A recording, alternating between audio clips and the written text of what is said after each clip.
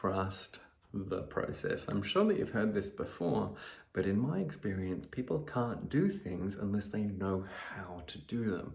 And I'm sure that no one's ever told you how to trust the process.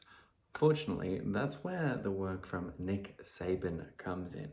Now, Saban was an NFL coach, American football, and he developed an entire philosophy around the process. And he was so successful so many times that his philosophy around the process has been applied to first elite athletes in so many other fields and disciplines.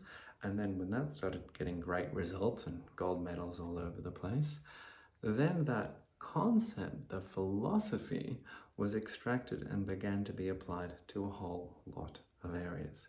So in this video, I'm going to talk about this philosophy of the process and show you how you can, just the important things you need to know to apply it to not just elite sports, but maybe completing that degree or getting that dream job.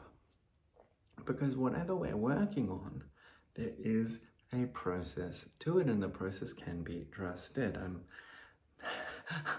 belaboring the point a little bit.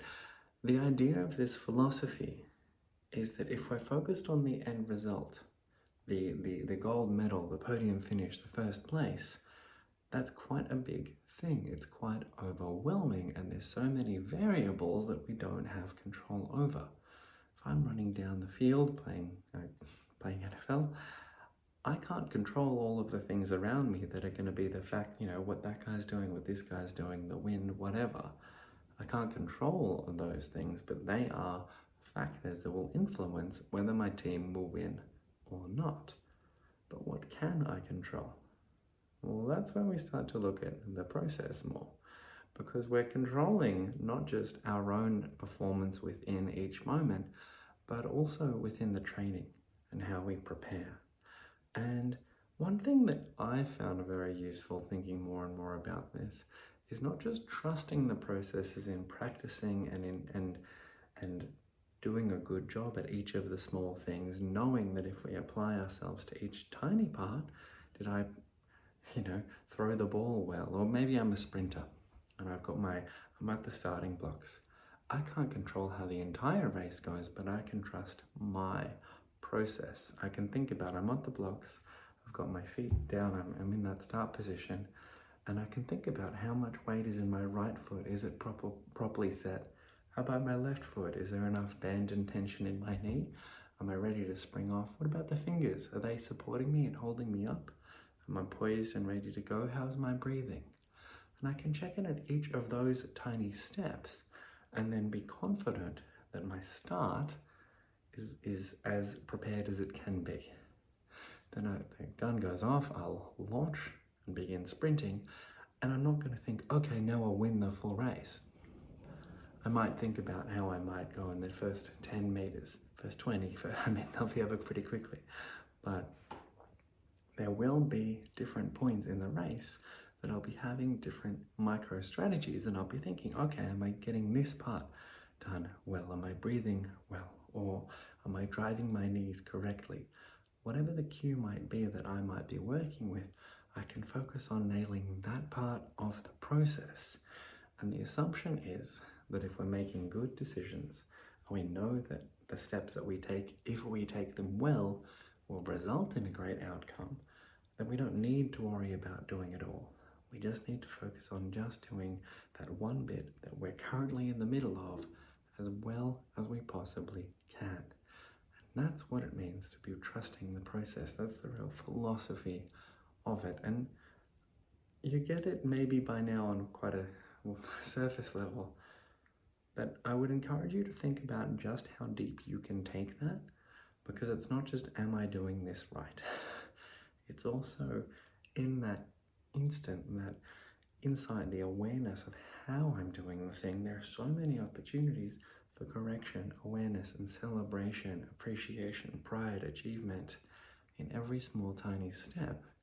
And the other thing that this does is, if I'm at the start of my sports season, right, and I want to win the cup for that season, I might be months away.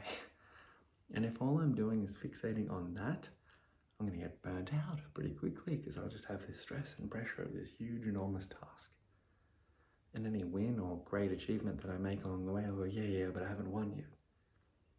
Not going to work well for the nervous system, and that won't translate well into good performance over a sustained period of time that would be required probably to win. If at every single stage, every day that I train well, every session of that day, every 5 minutes of that session, did I do that well? Every minute of that, every 10 seconds, every instant of that, am I doing the best in that moment? Yes, awesome, celebrate, achieve, build momentum, feel good, feel positive, because you know that in that instant, you nailed it. Now, how does this apply to other disciplines? It's very straightforward, but I will lay it all out. For a degree, same thing. You might want to get the degree. Maybe you want to get into med school or whatever it might be. It's hard, and you'll have to work hard throughout a whole long period to get the grades to get there. And if you think about that, it's going to suck. If you think about doing this test really well, and therefore doing my preparation for this test really well, and making sure I get enough sleep and feeling really good about that, and knowing that I'm nailing that part of the process, and that if I just keep doing all the bits really effectively, there's no reason that I won't get to that point, or at least I'll be giving myself the absolute definitive best chance at doing so. Now the important thing though, is that you need to make sure that your process is right.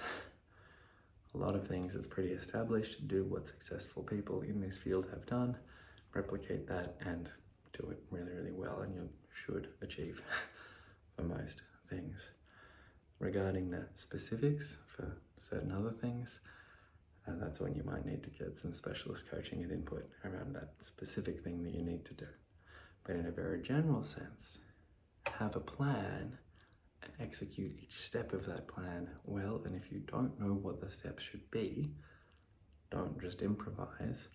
Have a plan, and you can get one by borrowing from people who have done what you want to do, see what they did and replicate. Or again, if you need really niche specialist construction, or you're trying to do something that hasn't been done before, then you'll need input and advice, which also is definitely out there.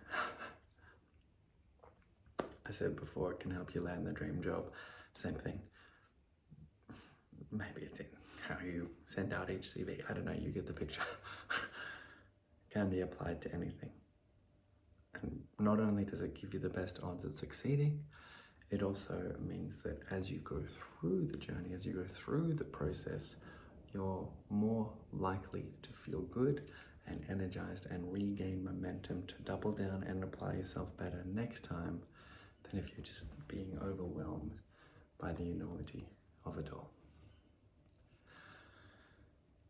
Thank you for your time. It brings us to yet another video. If you enjoyed this, make sure you hit like, hit subscribe, because I make a new video every single day. And I would love to see you in the next video. Thanks for your time.